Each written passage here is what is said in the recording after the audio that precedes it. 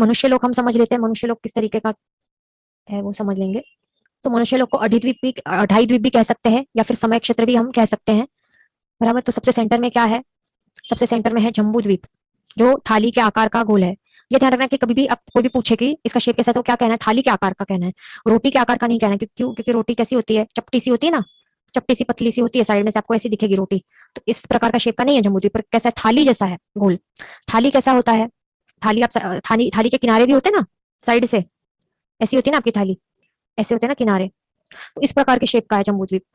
Centre से पूरा ऐसा चपटा फ्लैट है, बट साइड से किनारे हैं, ऊंचे ऊंचे इस प्रकार से किनारे हैं। तो ये शेप है, थाली जैसा गोल कहना है कभी भी जम्बू द्वीप को, बराबर। पर रोटी जैसा गोल नहीं है, चपटा सा, ऐसा ऐसा सादा नहीं है, बट साइड के ये जो बॉर्डर्स है, फोर्ट इतनी जैसे दीवार जैसे ऊंचे ऊंचे हैं इस तरीके से, इस कारण कहते हैं कि थाली थाली जैसा गोल है जम्बू द्वीप। यहाँ पे क्वेश्चन है कि सभी जम्बू द्वीप में जीव हैं। हाँ, सारे सारे के सारे नहीं, कई सारे जम्बू द्वीप में भी जीव है, लवण समुद्र में भी है, धातकी खंड में भी है, कालो नदी, हर एक जगह है। ये 14 राजलोक है ना, पूरा का पूरा, ये पूरा जीवों से भरा हुआ है।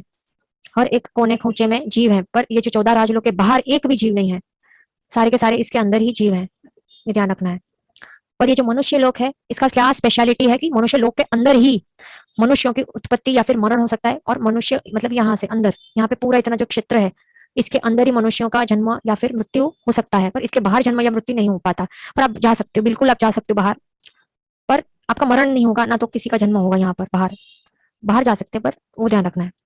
तो ये मनुष्य लोक हम देख लेते कि वो समझ लेते कि किसको मनुष्य लोक कहते हैं। तो सबसे सेंटर में आता है जम्बू द्वीप, इसका 1 लाख योजन का यह विश्वखंभ मतलब कि डायामीटर है।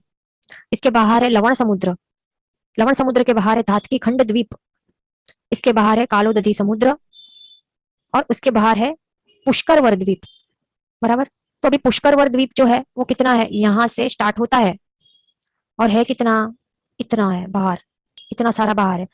पर ये जो पुष्करावर्त द्वीप है, सॉरी पुष्करवर द्वीप है, इस पुष्करवर द्वीप को के सेंटर में एक वलयाकार में क्या आता है? एक मानुषोत्तर पर्वत आता है। मानुषोत्तर पर्वत मतलब कि माउंटेन्स आते हैं, आपको यहाँ पे दिखाई दे रहे हैं, ये सारे माउंटेन्स की श्रेणी है, पूरी पंक्तिबद्ध एक लाइन में सारे। यहाँ पे क्या है? मानुषोत्तर पर्वत यहाँ पे है, जो ये संपूर्ण जो पुष्करवर द्वीप है ना, उसको it divides it into 2 parts, 2 भागों में विभाजित कर देता है। और उसके कारण जो पर्वत, ये जो मानुषोत्तर पर्वत का अंदर का भाग है, ये भाग, ये जो भाग है, इसको कहलाया जाता है अर्ध पुष्करवर द्वीप या फिर पुष्करार्ध द्वीप, ये भी हम कह सकते हैं। अर्ध पुष्करवर द्वीप या फिर पुष्करार्ध द्वीप, क्योंकि ये इसको 2 भागों में इस मानुषोत्तर पर्वत ने विभाजित कर दिया है। तो बाहर का ये जो भाग है, कौन सा? ये जो बाहर का जो भाग है ये पुष्करवर द्वीप का, ये मनुष्य क्षेत्र के बाहर आ जाता है। ये बाहर का जो अर्धा पुष्करवर द्वीप है, उसको मनुष्य लोक में गिना नहीं जाता, ये ध्यान रखना है। तो इस प्रकार से ये आपको समझना है कि ये जो मानुषोत्तर पर्वत है ना, तो मानुषोत्तर पर्वत जो है वो भी मनुष्य लोक में नहीं आता, ये भी ध्यान रखना है आपको। इसका मतलब क्या हुआ कि जो मानुषोत्तर पर्वत यहाँ से स्टार्ट होता है, मतलब कि इसका अंदर का ये जो पार्ट है, तो इतना ही भाग आता है मनुष्य लोक के अंदर। क्यों? क्योंकि जो मानुषोत्तर पर्वत है वो मनुष्य लोक का भाग नहीं है। तो मनुष्य लोक का भाग कितना है? सिर्फ यहाँ से लेके यहाँ तक, इतना अंदर का भाग, यहाँ से लेके यहाँ तक, ये इंटरनल भाग, बस इतने तक है मनुष्य लोक या फिर अढ़ी द्वीप, ढाई द्वीप। तो अभी हम क्या देखेंगे कि ये जो ढाई द्वीप है, इसको ढाई द्वीप क्यों कहलाया जाता है? ढाई मतलब 2.5 द्वीप। तो ये जो ढाई द्वीप को ढाई क्यों कहते हैं? क्योंकि 2.5 है। तो 2.5 किस तरीके से है? सबसे पहला तो है ये जम्बू द्वीप, ये 1 नंबर हुआ, जम्बू द्वीप 1 हुआ। फिर प्लस क्या करना है? दूसरा द्वीप कौन सा है? धातकी खंड द्वीप, +1 कर दिया। तीसरा द्वीप कौन सा है? ये है अर्ध पुष्करवर द्वीप, हाफ है ना वो, तो पूरा नहीं है, तो 0.5 हम ऐड करेंगे, तो कितना हुआ? 2.5 हुआ ना। इस कारण ढाई द्वीप इसका नाम है। क्यों? क्योंकि पुष्करवर द्वीप वो हाफ ही लिया गया है। अभी इसका विस्तार कितना है? संपूर्ण मनुष्य लोक का विस्तार कितना है? 45 लाख योजन। तो वो किस तरीके से है वो भी हम समझ लेंगे। तो ये जो जम्बू द्वीप है उसका कितना है? 1 लाख योजन डायमीटर है, बराबर। फिर लवण समुद्र इसका डबल है, तो कितना है? यहाँ पे आपको दिखाई दे रहा है नंबर 2, यहाँ पर भी 2 लिखा है। तो आपको गिनना तो कितना पड़ेगा? लवण समुद्र का टोटल आपको गिनना है, तो आप कैसे गिनोगे? आपको टोटल गिनोगे तो 4 लाख आएगा, 2 + 2 = 4, बराबर। तो ये 4 आएगा, 4 लाख योजन, क्योंकि इसका चक्रवाल विष्कंभ है ना, यहाँ से यहाँ तक गिना जाएगा। क्योंकि ये कंगन जैसे शेप वाले जो भी क्षेत्र होते, मतलब एरिया होते हैं, तो उनका इस तरीके से गिना जाएगा। चक्रवाल विष्कंभ मतलब डायमीटर 2 लाख योजन, और यहाँ से भी 2 लाख योजन, तो टोटल होता है 4 लाख योजन। फिर धात की खंड द्वीप, तो उसका कितना है? यहाँ से लेके यहाँ तक चक्रवाल विष्कंभ 4, यहाँ से भी 4 है, तो 4 + 4 + 4 8 हो जाता है। उसके बाहर क्या आता है? कालोदधी समुद्र, तो कालोदधी समुद्र का कितना है 8 है, 8 + 8 16 लाख योजन। फिर आता है अर्ध पुष्कर द्वीप, उसका कितना है 8 है, 8 + 8 16। तो यहाँ पे ये ध्यान रखना है कि यहाँ पे सारा सब डबल हो रहा है, तो यहाँ पे 8 का 8 ही क्यों है, क्योंकि आप सिर्फ पुष्कर द्वीप का जो आप पूछोगे कि कितना है, तो वो डबल होना चाहिए, यहाँ से यहाँ तक 16 होना चाहिए, यहाँ से यहाँ तक 16 और यहाँ से यहाँ तक 16 होना चाहिए, है ना। पर यहाँ पे पॉइंट है कि क्या किया, ये जो मानुषोत्तर पर्वत ने इसको डिवाइड इंटू 2 किया है, इट हैज इसको 2 भागों में विभाजित कर दिया, इस कारण 16 का हाफ कितना होता है, 8 × 16 8। और हम यहाँ पे क्या गिन रहे हैं, सिर्फ मनुष्य लोक कितना है, ढाई द्वीप कितना है, वो हम गिन रहे हैं ना। इस कारण जो मानुषोत्तर पर्वत है उसके अंदर का भाग जो है, जो अर्धा पुष्कर द्वीप है, अर्धा, तो उसको ही गिना जाएगा। तो 16 डिवाइडेड बाय 2 आएगा, मतलब कि 8, तो सिर्फ आपको 8 ही गिनना है। इस कारण यहाँ पे 8 है तो यहाँ पर भी 8 ही हो जाएगा, तो यहाँ पे कंफ्यूज नहीं होना आपको। तो टोटल कितना होता है हम कैलकुलेटर में कैलकुलेट कर लेंगे।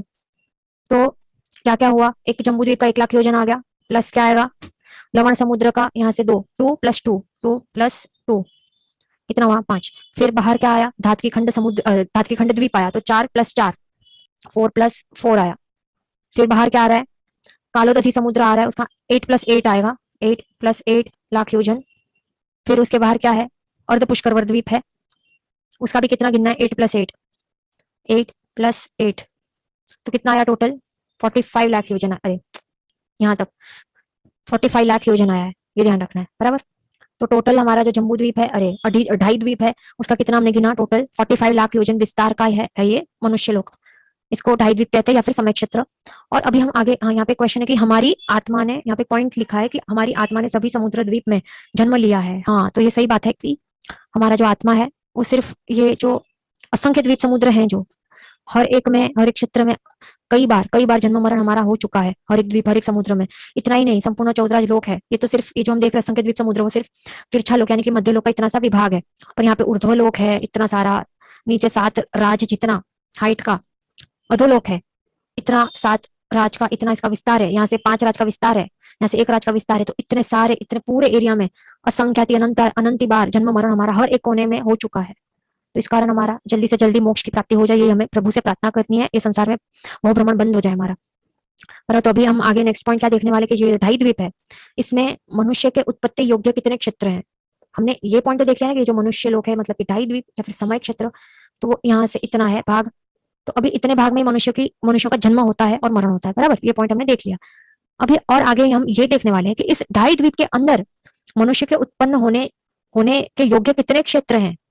तो वो कितने हैं, शास्त्रकार भगवंत कहते हैं कि 101 क्षेत्र है टोटल, 101 मनुष्यों के उत्पत्ति योग्य क्षेत्र कितने हैं ढाई द्वीप में, 101 क्षेत्र हैं।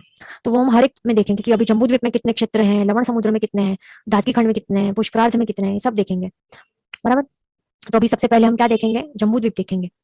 तो यह जम्बू द्वीप का चित्र, तो यहाँ पर हमें जम्बू द्वीप का चित्र दिखाई दे रहा है। इसके अंदर कितने क्षेत्र हैं टोटल जम्बू द्वीप में, जम्बू द्वीप में टोटल है 9 क्षेत्र। कौन, मनुष्यों के उत्पत्ति योग्य 9 क्षेत्र हैं। तो वो हम समझेंगे कि कहाँ कहाँ कौन से क्षेत्र हैं। तो सबसे पहला है, सबसे दक्षिण भाग में है भरत क्षेत्र।